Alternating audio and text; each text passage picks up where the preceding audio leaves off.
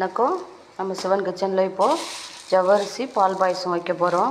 ஜவ்வரிசி 1/4 கிலோ நான் எடுத்து வச்சுருக்கேன். அதில் ஒரு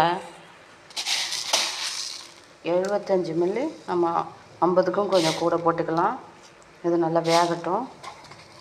பால் 1/4 லிட்ரு இப்போ காய்ச்சி வச்சுக்கலாம். நம்ம இப்போது ஒரு கல் உப்பு கொஞ்சோண்டு போட்டுக்கலாம். ஏலக்காய் போட்டுப்போம். இப்போ பாயச சேமியா நான் ஒரு சின்ன பாக்கெட் வாங்கி வச்சுருக்கேன். ரொம்ப போட்டால் மீண்டு யாரும் சாப்பிட மாட்டாங்க. அதனால் நம்ம கொஞ்சமாக யூஸ் பண்ணிக்கலாம்.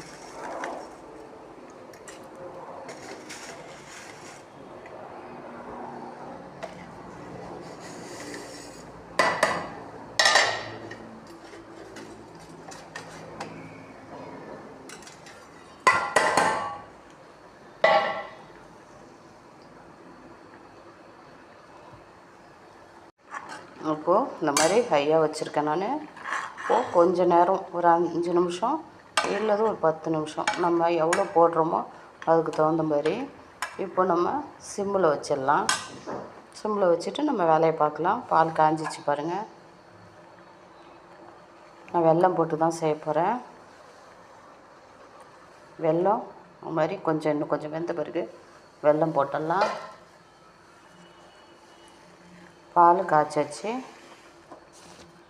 ஜவ்வரிசியும் பாயச சேமியாவும் வெந்துடுச்சு. இப்போ இந்த மாதிரி நம்ம வெல்லம் போட்டுக்கலாம்.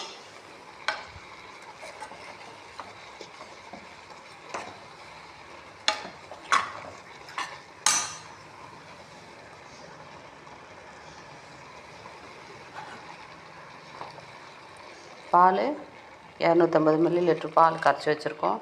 அதில் ஊற்றியாச்சு. இப்போது அவ்வளோதான், பால் பாயசம் ரெடி ஆயிடுச்சு.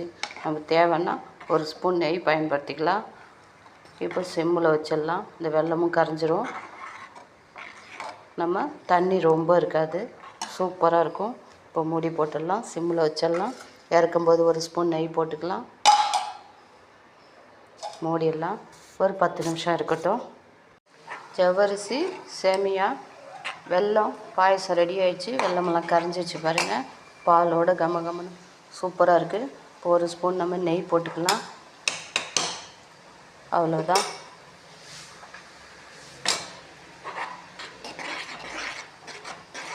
சூப்பரான பாயசம் ரெடி. இந்த மாதிரி சிம்பிளாக செஞ்சு பாருங்கள். முந்திரி திராட்சை போடுறவங்க போட்டுக்கலாம். நான் போடலை.